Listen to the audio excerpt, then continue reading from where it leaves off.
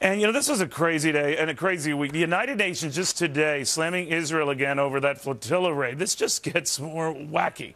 For starters, the UN demanding Israel cooperate with an investigation into the raid, demanding Israel lift the Gaza blockade altogether. A UN panel also accusing the country of human rights violations, to say nothing of the folks who were pretty busy themselves violating some things. Anyway, fresh from a meeting at the UN, Israeli Defense Minister, the former Prime Minister of the great state of Israel, Ehud Barak. Mr. Prime Minister, good to have you. Thank you for having me. I think the UN just slapped you down. I don't think so. We are in a dialogue with them. They want to establish certain kind of inquiry body, some kind of review panel. And we are considering how to do it, what should be the TOR, and whether to work with it or not. We have our They're not own having a dialogue, sir. They're telling you. They cannot. You cannot impose a member into a so kind what are you going to do?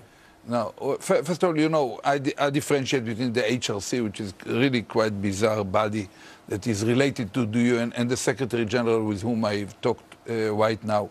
We made it clear we've just established our own inquiry committee led by a Supreme But we're looking at this judge. with this vessel, this flotilla raid, and they're saying you're the bad guy.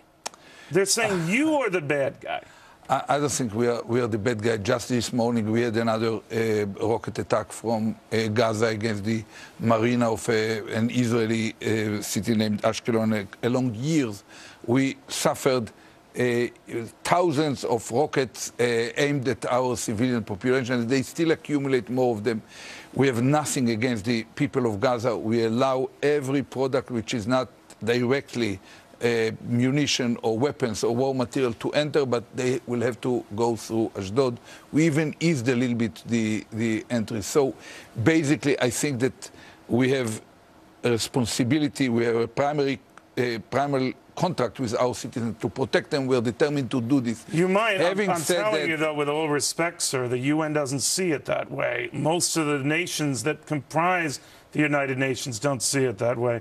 And there's been considerable discussion in this country that maybe this administration, this Congress, isn't quite as friendly to Israel and doesn't see you that way. And I'm just asking whether you are worried about that. Neil, we are open-eyed. We don't take anything very easily. We are short of perfect. Everyone in the game is short of perfect, but we are determined to live up to our commitment. I believe that when we look at the wider Middle East, the real threats are radical Muslim terror, nuclear military proliferation, and rogue states like Iran, and failing entities like Hamas in Gaza or Hezbollah in Lebanon.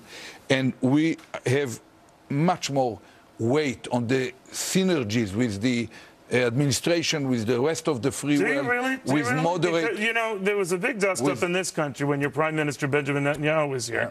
He wasn't treated too well.